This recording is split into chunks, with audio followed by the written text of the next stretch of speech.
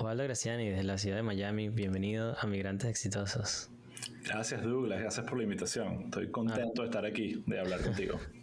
Bueno, ha sido un placer, de verdad, porque cuando me puse a investigar un poco sobre ti, y dije, wow, Osvaldo ha hecho bastantes cosas desde Venezuela, luego desde que te mudaste aquí a Estados Unidos, estabas detrás de Flop Contenido, El Chigüire Bipolar, ahora tienes un podcast que habla también sobre la política aquí de Estados Unidos, y además eres el director creativo de Fluent Cannabis, que hasta Sí. ya hasta donde te quiero llevar.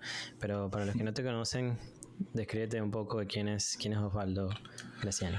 Ok, perfecto, Douglas. Bueno, mi nombre, como dices, Osvaldo Graciani.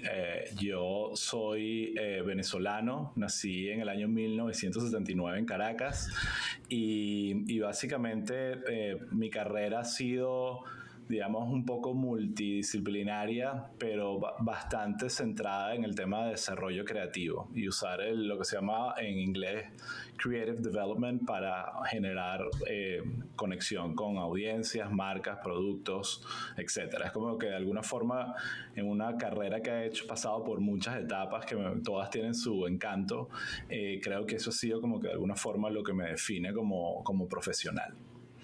Cuando estaba, y te mencioné anteriormente, investigando un poco sobre ti, que vi que estabas detrás del Chigüire Bipolar, es obviamente una de las cosas que mientras, no sé cuánto tiempo tiene el Chigüire ya allí detrás con nosotros los venezolanos, pero ha sido mucho el tiempo, ya es algo que tiene personalidad propia. Y es algo que si inclusive vas a la página del Chigüire Bipolar, no encuentras un about, no encuentras quién es fundador, no encuentras quién fue nada.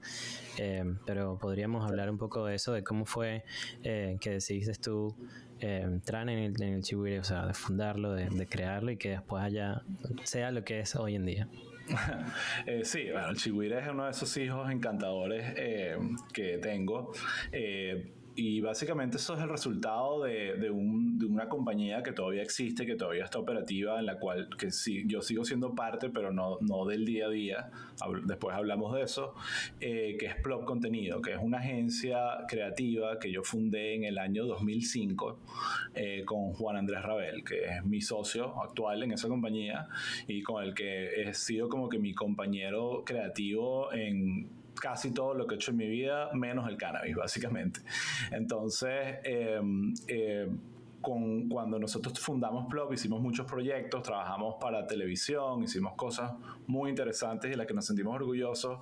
Y el Chigüire básicamente fue uno de esos proyectos que hicimos cuando no teníamos tanto trabajo o teníamos mucho tiempo libre, ¿no? Donde básicamente fue un proyecto orgánico que salió más de la necesidad de hablarle a la audiencia local. Estábamos haciendo en ese momento, estamos hablando del año 2008, mucho contenido para América Latina. Estábamos haciendo contenido para México, Argentina, Venezuela, Colombia, toda la habla hispana. Entonces teníamos que manejarnos como en un terreno narrativo muy genérico, porque hablar de temas políticos en términos locales la gente le interesa, pero apenas va a hablar de los problemas políticos de Venezuela a todos los demás, realmente no tiene impacto. Entonces había como cierta frustración de, wow, todo lo que pudiésemos hacer si le hablásemos solo a los venezolanos. Y así fue que montamos un blogspot y empezamos a hacer como parodias de noticias. Teníamos mucho este formato periodístico.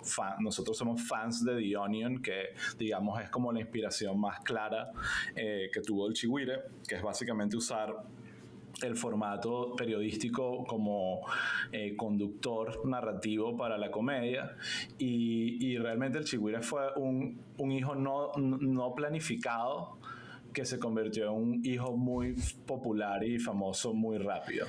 Entonces, rápidamente se convirtió en algo popular, en una responsabilidad y bueno, aquí estamos, pues ya ya tenemos, el Chigüire tiene más 13 años, algo así ya, y es una marca que se mantiene por sí sola, pues en el sentido de que es una marca, como tú dices, no ves a los que están detrás, pero realmente detrás del Chigüire hay un equipo enorme y súper talentoso y un montón de nombres que el Chigüire sigue siendo y ha sido por mucho tiempo una incubadora de talento creativo en Venezuela. Hay muchos nombres que de repente menciono aquí en el podcast que algunas personas que están escuchando, viendo, pueden conectar, como José Rafael Guzmán, Led Varela, Víctor Medina, Chucho Roldán. Todos esos han pasado, digamos, por la escuela del Chigüire y han sido, en algunos casos, como Led o Chucho, llegaron a ser editores de la página como tal. Entonces, realmente se convirtió en una marca por sí misma, una marca nacional. Y por eso tiene la longevidad que tiene, pues, porque definitivamente no es el proyecto que más recursos económicos nos ha brindado, pues, porque no es la naturaleza ni la intención, pero definitivamente uno de los proyectos de Plop que más recuerdo con cariño cuando estuve en mi etapa, digamos, activa trabajando en eso. Claro, ¿y qué crees tú que ha permitido que el Chigüire sea lo que es hoy en día? Bueno, yo creo que primero la disciplina, y eso se le debe más que todo a Juan Andrés, que es mi socio y el editor principal y la mamá, yo digamos que él es la mamá del Chigüire. Un tema de disciplina y constancia, pues de esto hay que hacerlo todos los días como si fuese realmente un periódico de verdad, ¿sabes? Hay que tratarlo como un medio serio, que muchas veces ese ha sido como el complemento que más nos dicen que más me gusta. Es como que, mira, yo tengo más credibilidad en el Chigüire que en cualquier medio de verdad, entre comillas. Entonces, a pesar de que obviamente todo lo que estamos diciendo ahí es absurdo y no tiene el más mínimo sentido, pero hay como una constancia en eso. Y lo otro también es que es difícil entender la línea editorial del Chigüire, y eso es a propósito, ¿no? Tú no ves que es claramente opositor, evidentemente no es oficialista, es simplemente como que realista y bastante objetivo. Donde está el chiste, ahí está el post. ¿Sí? Entonces es interesante porque sobre todo en el momento, más hace unos años, había como una especie de expectativa de la oposición de que el Chigüire no se metía, y era como que, ¿por qué? ¿Sabes? ¿Por qué justamente parte de la libertad de expresión es, ¿sabes? Por lo menos con el humor, es ser equitativos con todo el mundo, pues. Entonces eso creo que le dio como alguna especie de buena reputación al Chigüire en la audiencia. Espero que en la mayoría de la gente es así. Sí, esta creo que es una curiosidad muy personal, pero quizás muchos de los que nos escuchan se van a identificar conmigo. Pero el Chigüire Bipolar, me imagino que en algún momento ocupó mucho, digamos, espacio de tu tiempo, ocupó mucho de tu creatividad, mucho de tener que desarrollarlo hasta que es lo que hoy en día y ya tiene vida propia y ya, digamos que es un hijo que creció.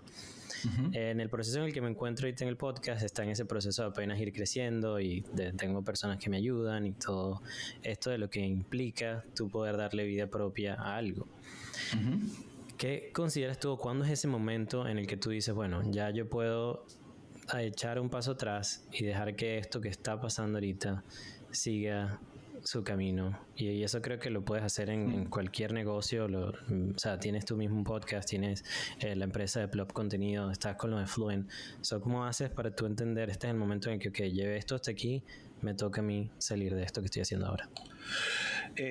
Sí, es interesante. Yo creo que va a depender de cómo lo veas. Si es como decisión personal, creo que hay muchos casos donde simplemente es la conexión al proyecto, ¿no? La conexión al proyecto que tú dices, ok, ya no conecto tanto. Me acuerdo un caso interesante fue con Led. Led era el editor del Chigüire y él llegó un momento y me dijo, mira, ya quiero hacer mi cosa, ya amo el Chigüire, amo la oportunidad, pero llegó el momento para dar el paso para mí. Y él estaba como pidiéndome disculpas o eso fue lo que sentí. Yo más bien le dije, dale, plomo, te felicito, haz tu show.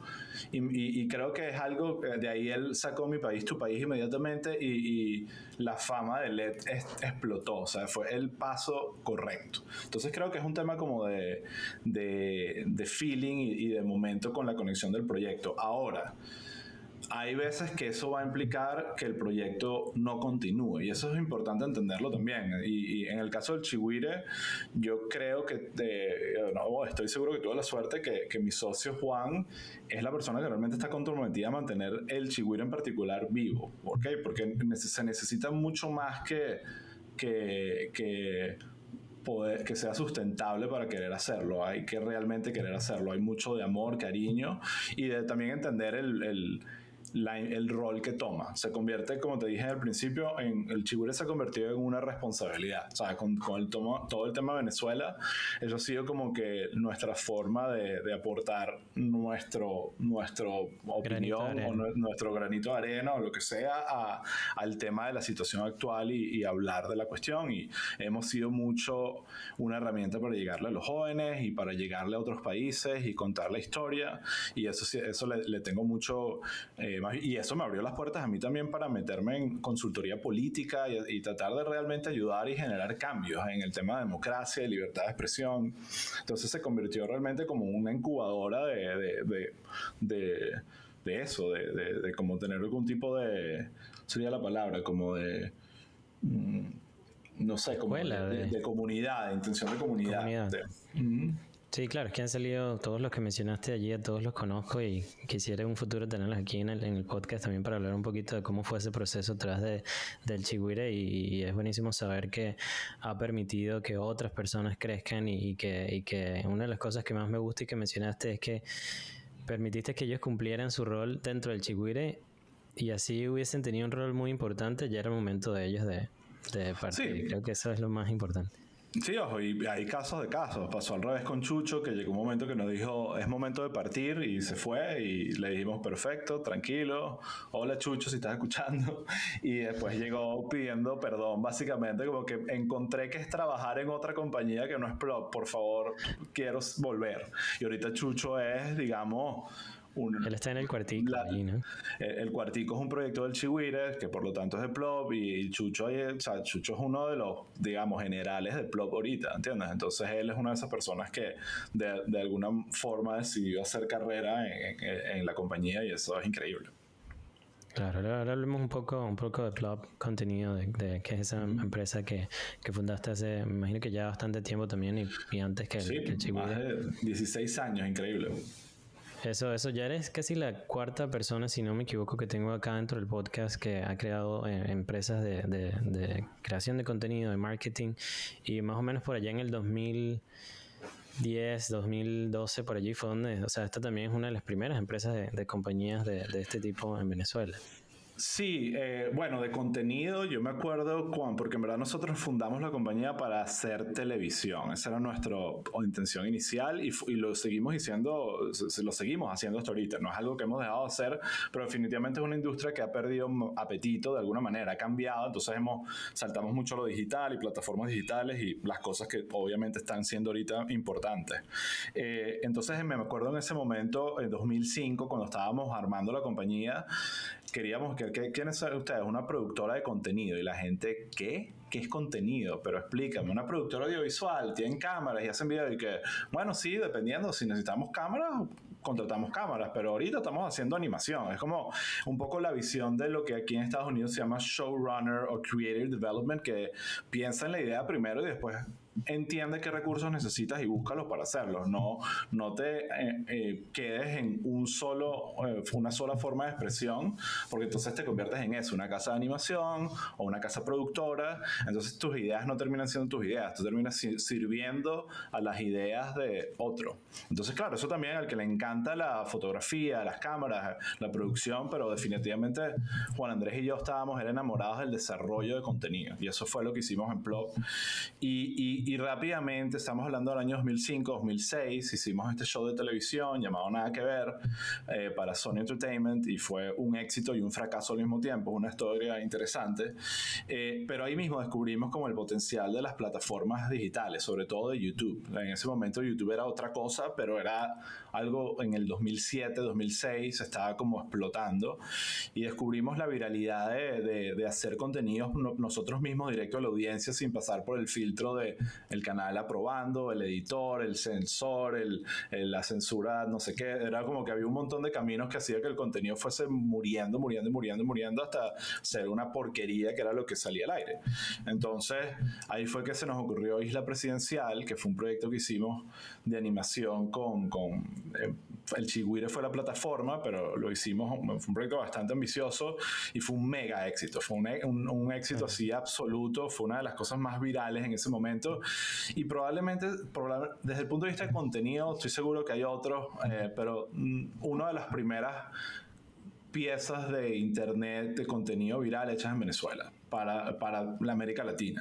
Y eso fue como que algo que nos empezaron a llegar las marcas. O sea, eso es lo que pasa, que al final el éxito orgánico de hacer un contenido único hace que todas las marcas que de repente no querían hacer Isla Presidencial, pero uno perfecto que hicimos y lo veo y todavía me genera orgullo llegó Diablitos Underwood. No sé si sabes esta marca, ¿no? Claro, sí, claro. Una marca clásica, yo lo llamaría un love mark venezolano, ¿no? Y nos dice, mira, queremos como un Isla Presidencial, pero con unos diablos, o sea, como que obviamente y con un diablo, y le hicimos todo un proyecto de animación a ellos espectacular, que todavía está por ahí por internet, y ahí fue donde Plop empezó a transformarse un poco como agencia digital. Pero si te soy sincero, fue más como que negocios de oportunidad que negocios de realmente de la esencia de lo que éramos Juan Andrés y yo como desarrolladores de contenido. Entonces hicimos mucho digital y marketing digital para marcas, trabajamos para Movistar y no me recuerdo ahorita, para otras marcas, seguimos trabajando para canales de televisión.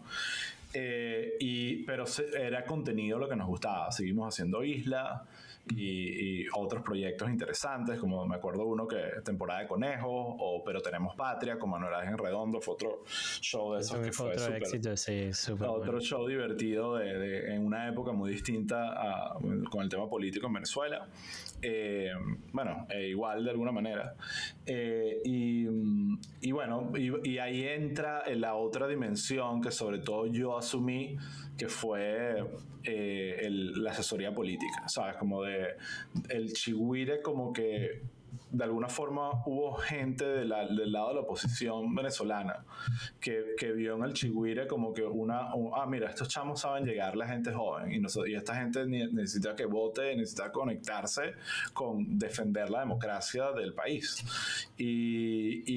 Por supuesto nosotros les cerramos la puerta a cualquier político del Chigüire. El Chigüire es intocable y nunca hemos hecho ningún trabajo en el Chigüire con ninguna agenda que no sea que dé risa y que nos dé risa a nosotros, y les cerramos esa puerta, pero sí le dijimos, te podemos ayudar con otras cosas, ¿sabes? Podemos pensar en otros proyectos y ayudarte a hacer desde una mejor página web hasta una mejor estrategia digital, y ahí fue que yo específicamente, más que Juan, porque obviamente también el Chigüire es la presidencial, todas esas cosas necesitan a alguien que las siga llevando. Que las lleve.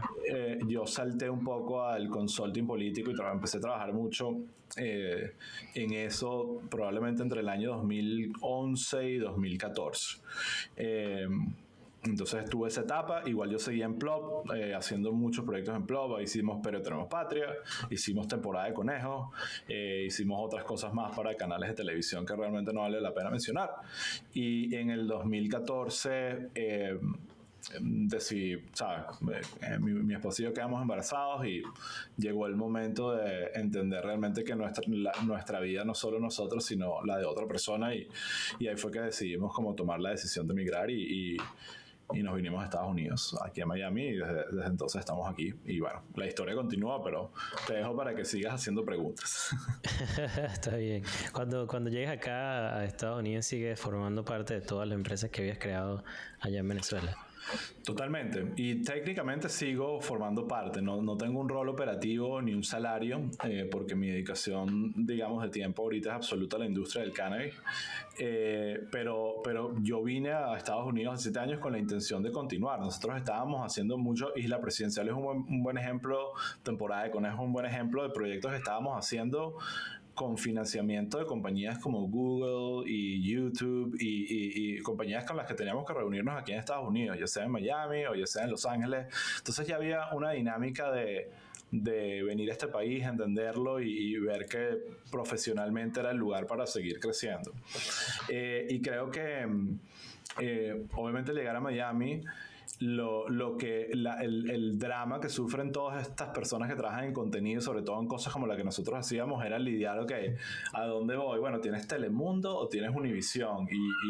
Y ojo, lo intentamos y creo que salieron resultados muy interesantes, pero realmente no terminé de conectar con la manera específicamente de estos dos canales de ver cómo hacer contenidos, y lo entiendo perfectamente de cada quien. O sea, lo que estaba de más en ese contexto era mi visión, pero hicimos algunas cosas para Telemundo más en el área de promos y de soporte creativo, pero para Univision hicimos una serie súper interesante, que animación ellos básicamente querían hacer como Isla Presidencial, pero para las elecciones de Estados Unidos. Entonces, en inglés, con actores americanos. Entonces, básicamente agarramos el mismo modelo de Isla Presidencial y buscamos una casa de animación aquí en Estados Unidos, buscamos actores americanos, nos fuimos a Los Ángeles para contactar guionistas porque entendimos que hubiese sido un gran error hacer todo esto con talento latinoamericano, que parte de lo importante de escribir no solo comedia, pero todo es que sea nativo y que la gente sepa de lo que está hablando. Pues entonces esto era hablar de Hillary Clinton, de Trump, de Ted Cruz y de Bernie Sanders, y entonces lo que hicimos fue, a pesar de que tanto Juan como yo somos geeks políticos y te puedo hablar de política gringa 20 horas, contratamos a guionistas que supiesen escribirlo, ¿sabes? Que supiesen interpretar nuestras ideas y llevarlas al papel o a la pantalla o al monitor, y así armamos una serie llamada Heads of Space, que era como una especie de continuación del concepto de Isla Presidencial, pero en este caso era más como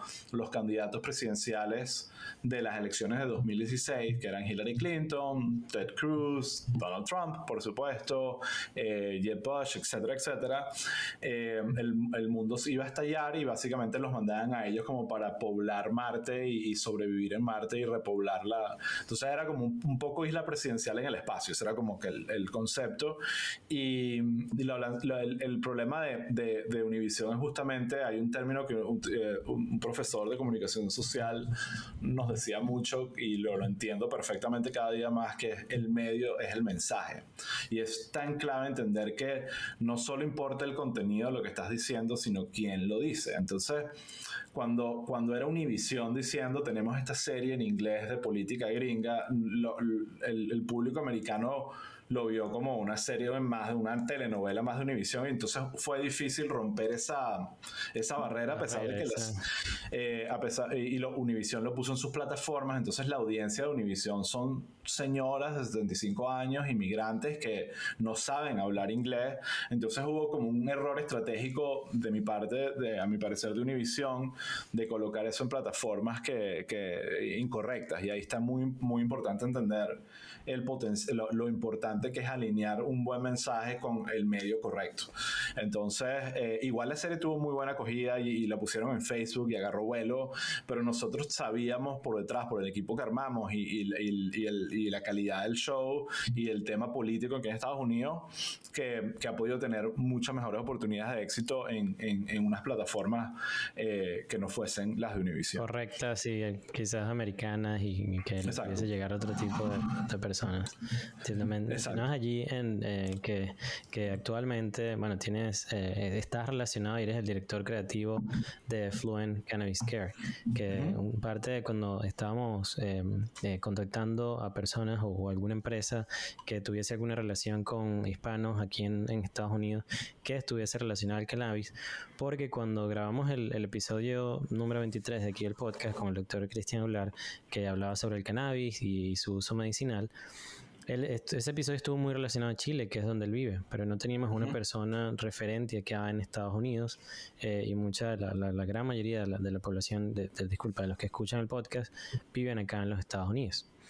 Okay. Pero antes de que hablemos un poco de Fluent, quiero saber cómo pasas tú de todos estos medios que me estabas hablando anteriormente, que no te veía en ningún tipo de relación, digamos, como director en algo relacionado al cannabis o en este tipo de industria. ¿Cómo pasas de una industria a la otra?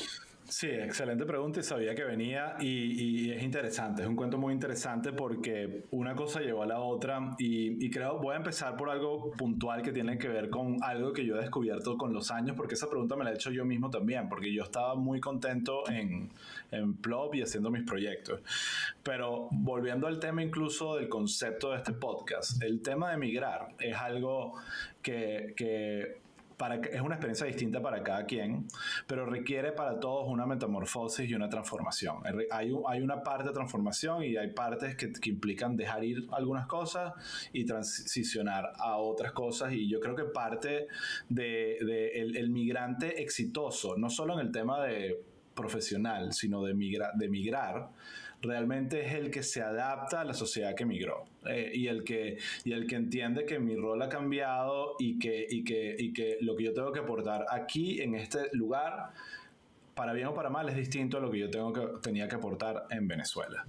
Y a mí, por mi profesión, había una relación muy directa con Venezuela, con Chigüire Bipolar. Es casi que, ¿sabes? Una marca ya registrada de Venezuela, casi, ¿no? Como Diablitos, como Diablitos, exacto. Entonces, y no solo eso, la otra parte, asesoría política, yo estuve muy involucrado en tratar de devolverle la democracia a mi país a través de elecciones y a través del voto y de estimular a los jóvenes a votar. Y en el momento que yo decido migrar, que ya te conté las razones, van más a lo personal, yo sigo con esa relación con Venezuela, pero se convierte en una relación a distancia.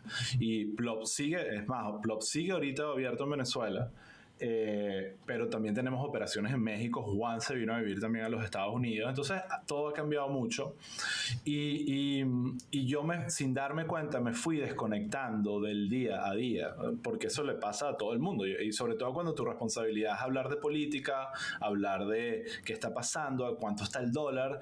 Llega un momento, yo me daba cuenta mucho por los chats del Chigüire y las conversaciones que teníamos, que ya yo estaba perdiendo el pulso el ritmo, y es como un jugador de fútbol que ya no conecta y que no está metiendo gol, ¿entiendes? Y sentí que me estaba como pasando específicamente con proyectos relacionados con la identidad de Venezuela y la actualidad venezolana, específicamente porque ya yo no estaba ahí entendiendo lo que estaba pasando.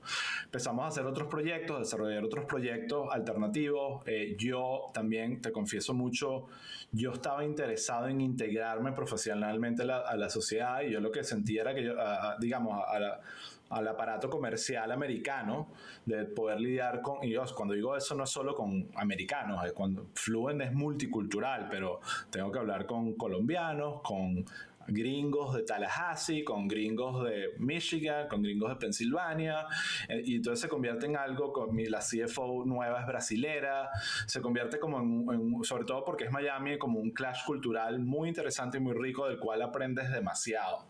Y yo en un momento me sentí como que estaba en ese techo, que yo sentía, me sentaba, y lo que sí era hablar con mi equipo en Venezuela, y era como que yo en esta burbuja que se llama Miami, tratando de resolver los problemas del país a distancia, y sin ninguna justificación y ninguna como que momento, yo me fui desenamorando de esos proyectos.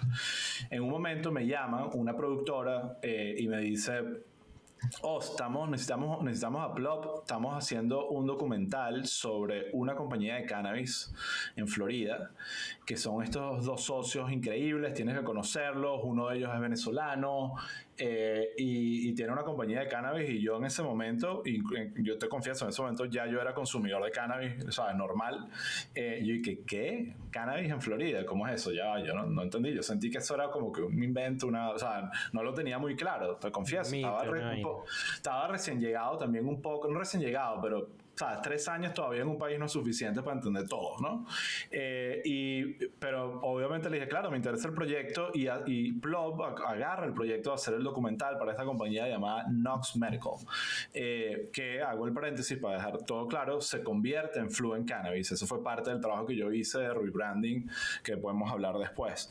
Pero básicamente acepto el proyecto como desarrollador. Ellos lo que me piden, queremos un piloto, estos chamos quieren hacer como un documental tipo para CNBC, tipo de negocio de la industria del cannabis, y entonces yo, dale, yo te lo armo. Y yo me encargué de armar el piloto, le hice, conseguí un director, armé una narrativa, entrevisté a todo el mundo, hice un trabajo bien increíble y me encantó de desarrollar este proyecto. Eso es un proyecto que entre que empezamos a hablarlo y que se terminó fueron como 6 meses.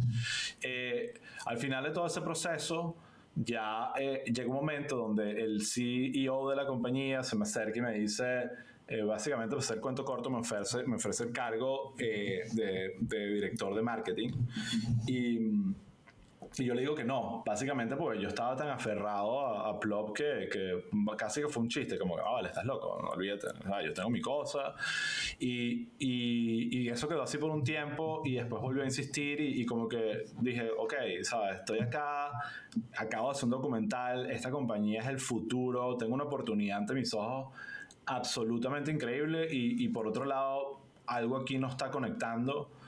Y tomé la decisión, no fue fácil, me acuerdo el momento que tuve que sentarme con Juan y decirle, Juan, hasta que llegue con Plop, voy a hacer este paso, fue como inesperado, no fue fácil, pero entendimos y la relación sigue. Yo hablo con Juan, le escribí ayer, estamos en contacto, discutiendo cómo hacer más cosas con Plop y cosas así, pero llegó el momento como de dar el paso, pues, y eso fue hace 3 años, literalmente en abril del año 2018, yo dejé de trabajar para Plop y me convertí en el director creativo de Fluent Cannabis. Y bueno, desde eso hay una historia larguísima y una novela y un drama y una cantidad de cosas increíbles y brillantes desde ese entonces hasta acá. Pero bueno, aquí estoy súper contento con lo increíble de esta industria.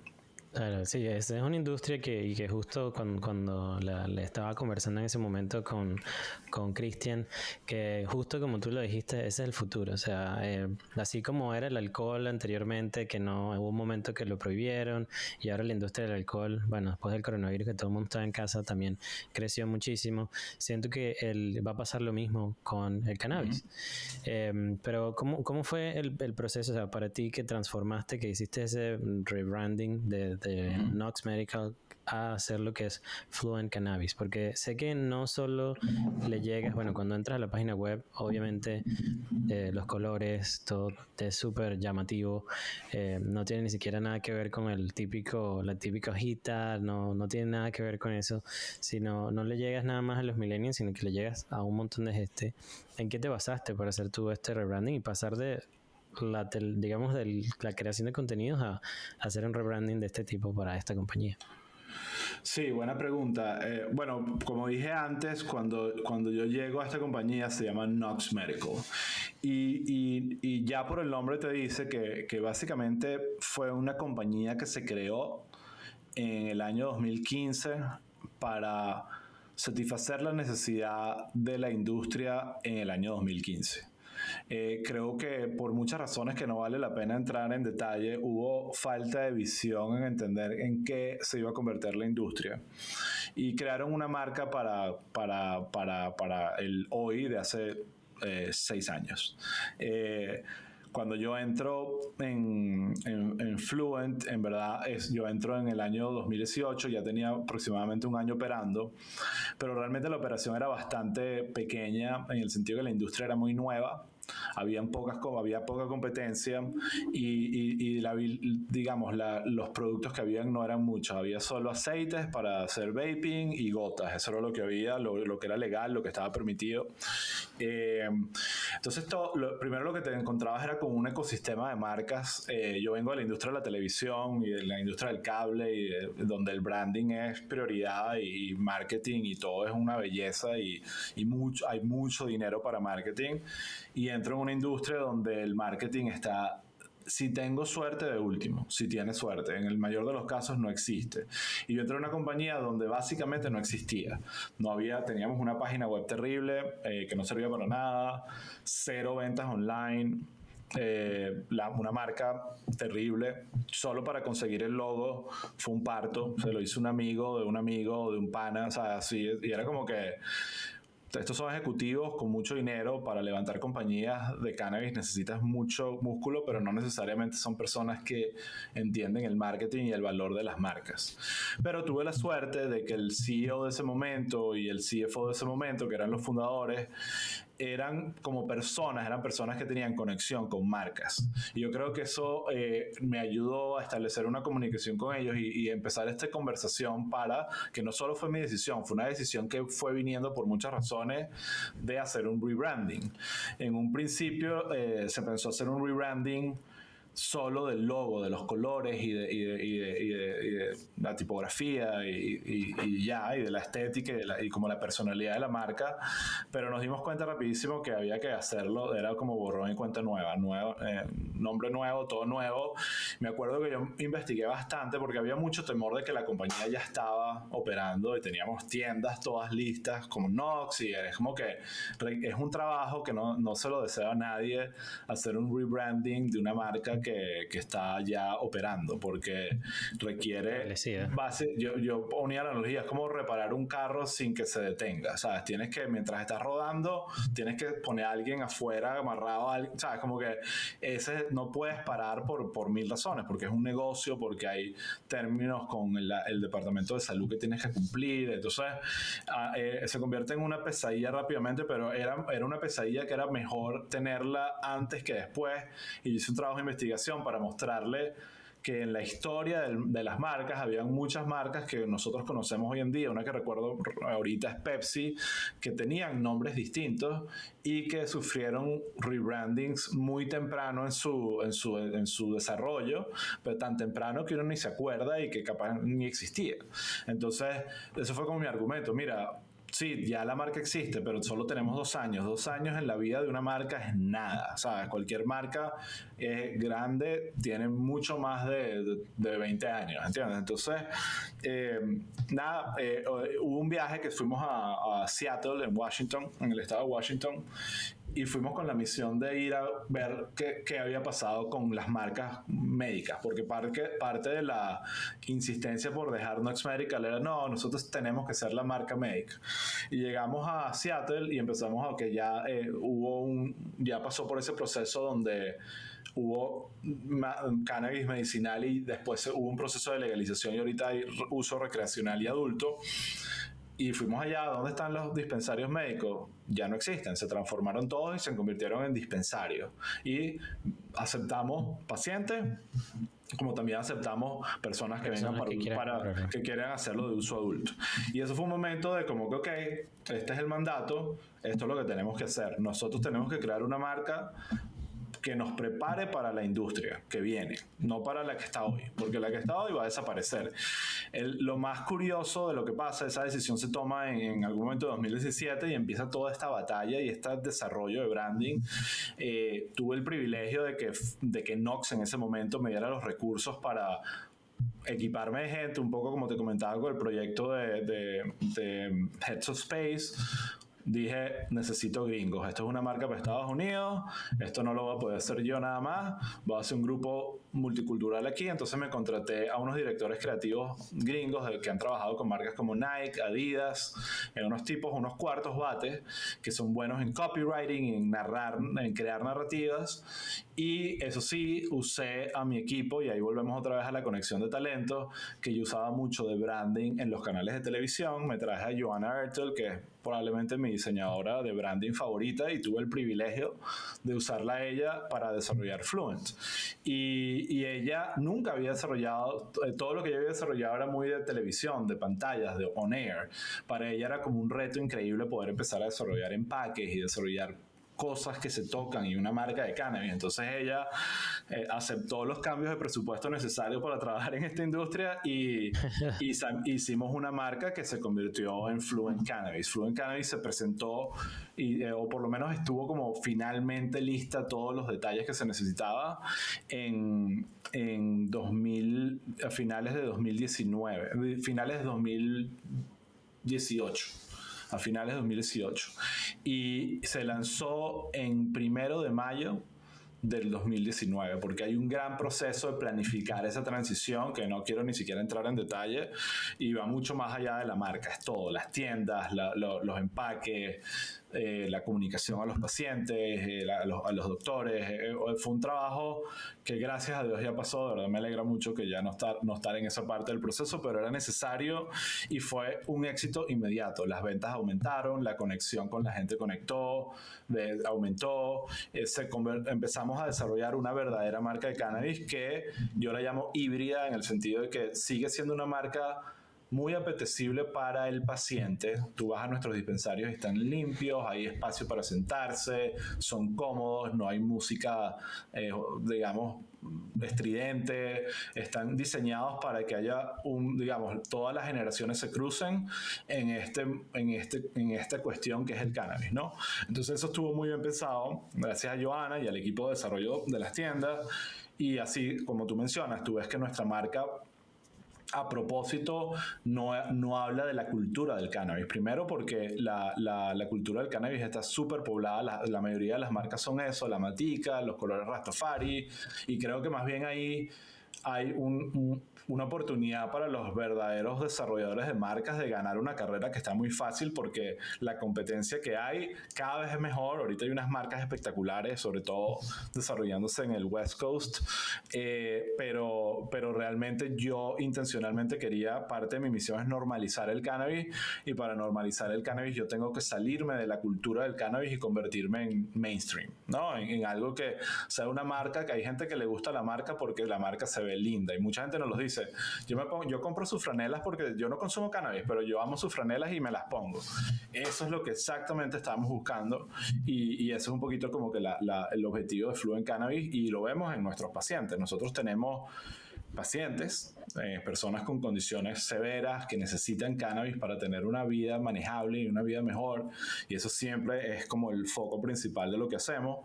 Pero también tú ves a gente que está ahí porque tiene problemas de sueño, problemas de ansiedad, y esas son personas normales, comunes, que profesores, soccer moms, médicos, estudiantes, de todo. Entonces esas personas lo hemos evaluado en encuestas y en la manera como recibimos el feedback. Se siente mucho más cómodo en ambientes como los que estamos creando en Fluent, que ambientes como los que están creando algunas otras compañías, no todas, que le están hablando, digamos, al consumidor extremo que está sumergido en la cultura del cannabis, que definitivamente son muy importantes, no solo porque representan un número importante del grupo, pero porque también representan un número importante del consumo, pues porque consumen más. Pero creo que eso sería una visión muy a corto plazo, a tratar de satisfacer a los que más consumen. Creo que el cannabis tiene potencial para mucho más que eso.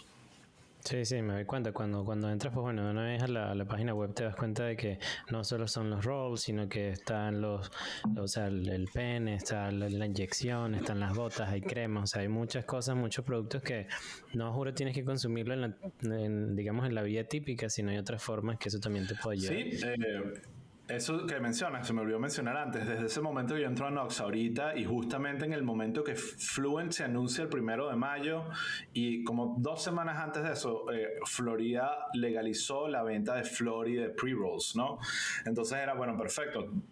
Nox con esto hubiese sido bien extraño. Fluent perfectamente puede acoger estas líneas de productos, y hemos desarrollado líneas de productos para todo tipo de consumidores, incluyendo, como tú dices, tenemos cremas, tenemos cápsulas. Las cápsulas son favoritas en personas desde la tercera edad, porque están con sus amigos y es una capsulita blanca y azul, y ¿qué es eso? No, tranquilo, una pastillita para cualquier cosa, y tú se están metiendo un edible de 10 miligramos. Entonces la discreción también es parte del marketing, ¿sabes? Todo eso que en verdad es parte de lo que combatimos. Ahorita que tenemos edibles, que son las gomitas, yo tengo un hijo de 5 años y yo veo eso, y lo primero que pienso es cómo tengo que hacer yo con mi marca para que mi hijo nunca quiera esto, pero el adulto sí lo desee muchísimo. Y eso es parte del trabajo que se hace, porque el marketing a niños no es solo intencional. Yo creo que a veces uno fantasea con el malo que quiere hacer marketing a niños. Es a veces sin intención, es hacer algo tan lindo y atractivo, porque marketing es eso, que se te olvida, bueno, eso lo ve un niño y lo va a querer. Entonces un poco es cómo hago esto para que un niño diga, esto no es lo mío. Entonces eso va desde el empaque hasta la comunicación del producto. Colores brillantes, pues tiene un color amarillo que una vez apenas lo ves, quieres como comértelo, por lo menos en este Exacto. caso de los edibles, llama muchísimo la atención. ¿Y hacia dónde crees tú, ya que tienes tanto tiempo en esta industria, que va dirigida la industria del cannabis? Bueno, esa pregunta es porque ha sido una telenovela, porque la industria del cannabis Básicamente la industria del cannabis siempre ha existido por ser genérico, o por lo menos desde hace muchísimo tiempo. El problema es que ahorita, no el problema, justamente lo bueno ha sido que recientemente ha empezado a entrar en el mundo de la legalización. Eso es importante porque esa gente que cree que ilegalizar el cannabis es desaparecerlo, ya hay argumentos suficientes para decir que eso nunca va a suceder. Entonces, eso creo que de alguna forma es clave, entender que la legalización del cannabis y los pasos que se están dando para la legalización absoluta federal en el caso de Estados Unidos es algo que va a suceder. Lo que no se sabe es cuándo, porque sabemos que la política es un péndulo, a veces se ganan algunas batallas, a veces se pierden. Justamente en el podcast que estoy haciendo de Pueblo People voy a hablar de la postura reciente de la Casa Blanca con respecto al cannabis, que es bastante preocupante, sabiendo que es el Partido Demócrata el que controla la Casa Blanca y que ya hay que simplemente superar y por lo menos empezar a decriminalizar el cannabis y soltar a un montón de gente que está en la cárcel sin ningún sentido. Entonces vamos a sentir un poco que la industria va a tener esos idas y venidas, pero la tendencia va a ser positiva y vamos a ver primero mucha consolidación. Ahorita vemos muchas marcas y muchas compañías creciendo, y va a pasar, es natural en el mercado, no necesariamente va a ser bueno para las marcas, pero va a ser importante para el desarrollo de la industria. Es que marcas se van a empezar a comprar y va a empezar a haber consolidación y un poco más de unificación. Entonces eso, muchas marcas que estás viendo ahorita probablemente van a desaparecer o se van a transformar en otra cosa, porque es una industria muy nueva y donde hay muchas cosas por hacer y muchos negocios por hacer. Y lo otro, que es lo más importante para mí, porque creo que el rol que yo tengo de marketing es justamente ese balance. Hay un clash, digamos, cultural entre la corporación, porque al final, como hablamos, cannabis son compañías enormes metiendo dinero. Fluent está en la bolsa de valores de Canadá, como muchísimas otras compañías de cannabis. Hay mucho dinero en la industria de cannabis y muchos intereses de bolsillos muy pesados, y ese grupo de gente, que no necesariamente todos están fumándose un porrito y entendiendo esto en la dimensión que tienen que entender, están encontrándose con los growers, con los que han crecido este producto y han sido realmente los protagonistas de esta historia, que son estas personas que realmente después de un tiempo te das cuenta que son artistas, no son campesinos, son artistas que están haciendo trabajo brillante para crecer a escala productos que no tienen el más mínimo sentido en calidad.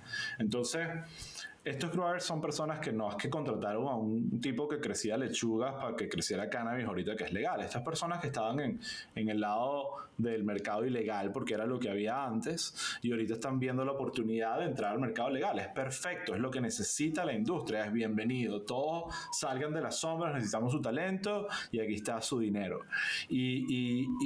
Pero la parte corporativa, que siempre tiene elementos como de avaricia, ha intentado tratar de crecer cannabis sin ellos. O sea, déjame contratar al campesino que me crece los tomates, y por supuesto eso ha generado que muchas compañías fracasen, que mucho dinero se pierda, que muchas promesas no se cumplan, y por supuesto mucha frustración del lado de los growers de verdad en no tener el rol. Yo tengo el privilegio de trabajar en Fluent, que entiende eso, y justamente ahorita vamos a lanzar nuestra primera marca donde nos aliamos y estamos en colaboración con unos growers de verdad que han trabajado en toda su vida en la Florida y que están saliendo de las sombras con el producto más increíble que te puedas imaginar. Entonces eso me motiva porque siento que otra vez tiene como este elemento de servicio público un poco, de tratar de realmente mover y ayudar a esos que antes estaban escondidos y poder traerlos y que son personas que conoces y son personas que conoces y te das cuenta, cero criminales, son padres, familias, personas mayores, son personas simplemente que se encontraron en el mundo de crecer cannabis y vieron una pasión. Son personas, yo los comparo, yo he trabajado con músicos, yo he trabajado con actores, con ilustradores, y todos tienen como esa cualidad de artista. Y yo cuando hablo con growers también la tienen. Es como que veo perfectamente que estos son los verdaderos directores creativos de esta marca. Yo lo que creo es la marca para comunicarlo, pues, porque obviamente ellos lo que hacen es el producto.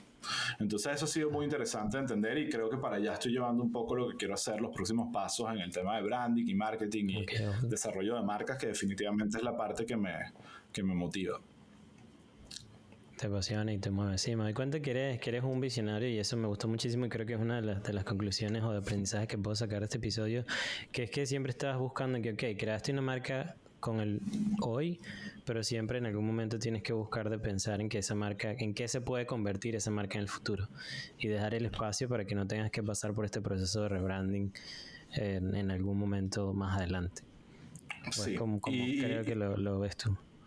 Sí, totalmente. Es como que no ha sido con Fluent, pero mi carrera me ha llevado a entender el valor de las marcas y de que una buena marca crea una relación y una conexión que va más allá de lo racional.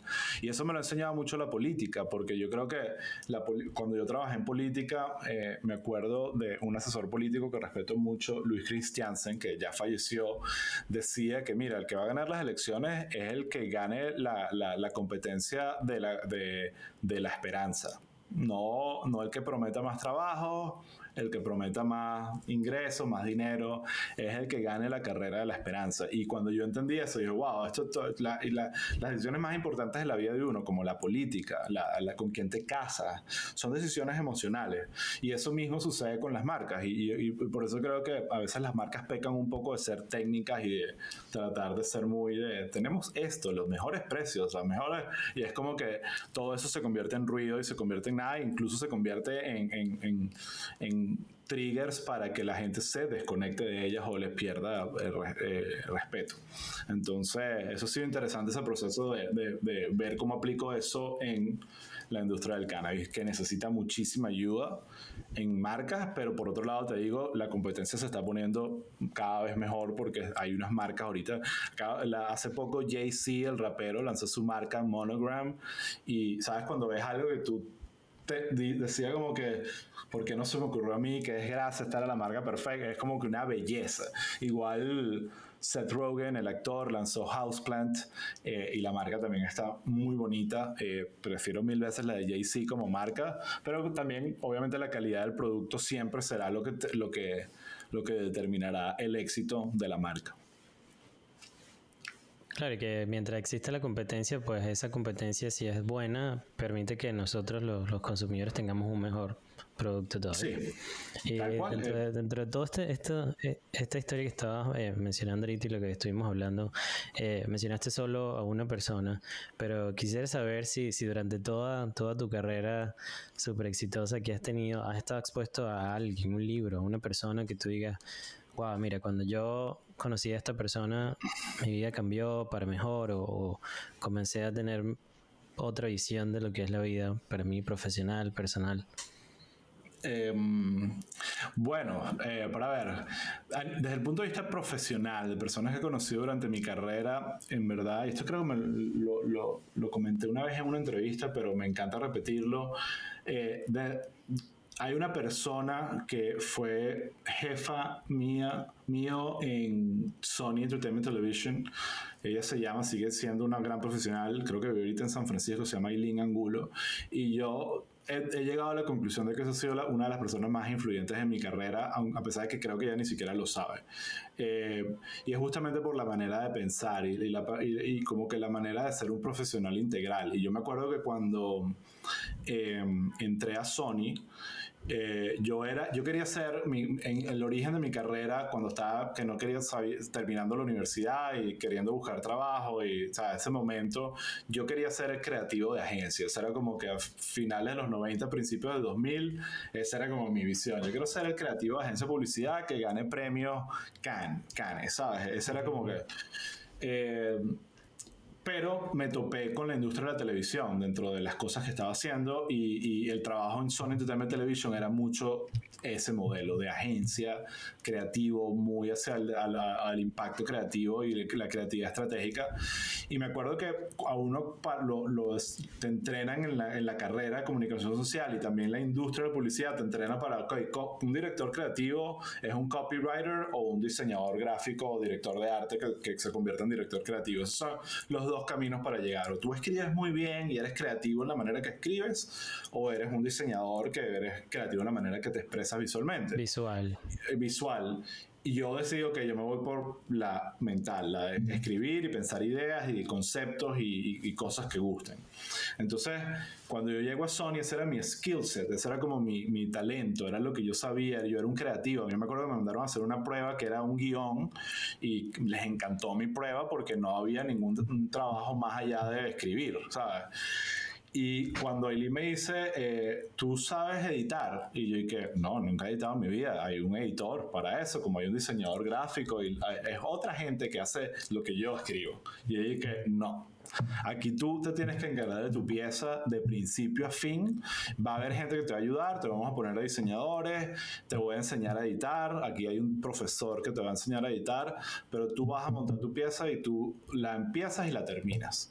Y eso a mí me pareció clave en la manera de cómo ver los proyectos, porque mi batalla ahorita con los equipos que contrato, porque estoy contratando gente de agencias, tratando de convertir la industria del cannabis un poco también, de traer ese talento, es cambiarles ese chip, es entender, mira, tú no vienes aquí a escribirme un guión para que otro lo diseñe, tú vienes a ponerme una propuesta creativa y yo te la voy a probar y tú vas a lidiar con todos los procesos hasta el final. Yo te voy a dar los recursos, yo te voy a dar todo lo que tú necesites, pero tú eres responsable de esto desde que empieza hasta que termina, y creo que eso me quedó, pues eso creo que es algo súper importante.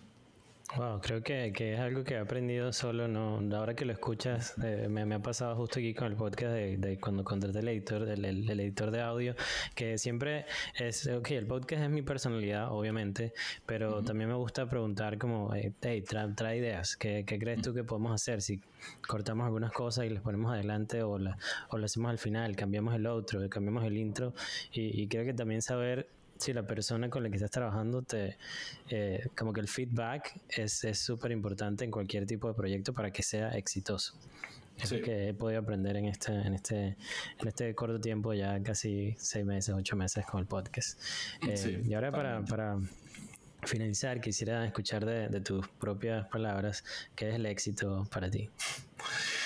Mira, te voy a hacer la respuesta más corta, pero después si quieres te la explico si lo necesitas, pero he pensado mucho en esa pregunta y para mí el éxito es repetición. Es como querer repetirlo. Y si quieres te lo explico, pero creo que esa es la definición de éxito.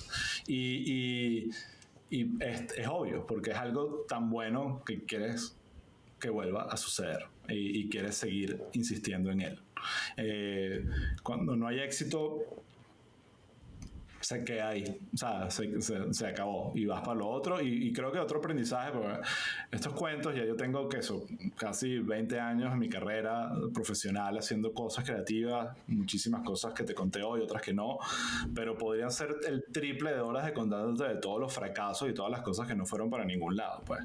Entonces eso también es parte de lo que hay que entender, que todas estas personas que te puedan estar hablando de éxito probablemente tienen más historias de fracaso. Es así de sencillo, así es la vida y así funcionan las cosas. A veces un éxito ayuda a pagar o 2 o 3 fracasos que tuviste en el camino. Claro, lo importante es seguir intentándolo. Gracias, de verdad, Osvaldo. Encantado de haberte tenido aquí en Migrantes Exitosos. Y bueno, esto fue Osvaldo Graziani para Migrantes Exitosos. Gracias a ti, Douglas. En verdad, buena conversa. Un abrazo.